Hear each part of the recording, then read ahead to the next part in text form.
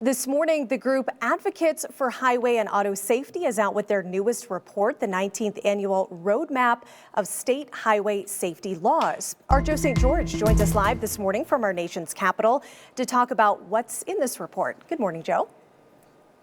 Hey, good morning. It is a grim report for the state of Montana.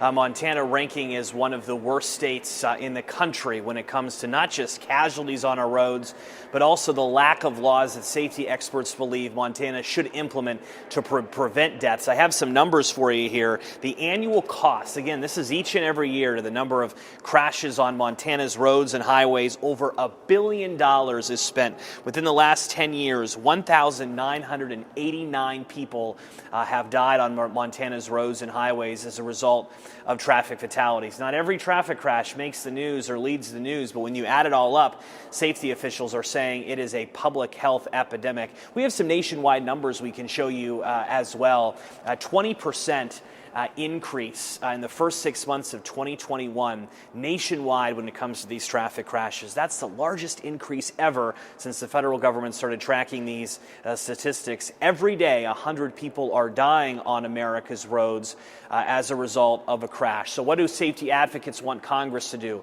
What do they want the Biden administration to do? Well, the bipartisan infrastructure law, which recently passed, gives the Secretary of Transportation, Pete Buttigieg, more authority to issue new safety standards and safety rules. What are they? They'd like to see rear seatbelt reminders. After all, in this era of Ubers and Lyfts, more people are in the back seat. And automated braking technology is out there, but currently it's an upcharge when you want to go buy a vehicle. It's not standard for a lot of vehicles across the industry. They'd like to see that standard as well. And one big change in Montana and around the country is an emphasis on more restrictions, more instruction for younger drivers. Statistics continue to show that younger drivers remain at risk for a crash on not just America's roads, but on Montana's roads as well. And there's a section, Joe, in this report talking about impaired driving. I want to talk about Montana, where we rank with this impaired driving, because Montana tends to have some of the highest DUI arrest rates per capita in the nation. We've legalized recreational marijuana here in the last month. That went into effect. So what does this morning's report reveal about impaired driving laws and recommendations? Well, again, the report is grim, and when it comes to impaired driving, it's not just alcohol that safety advocates are worried about. They're also concerned about marijuana use. People are using it legally. Don't get behind the wheel.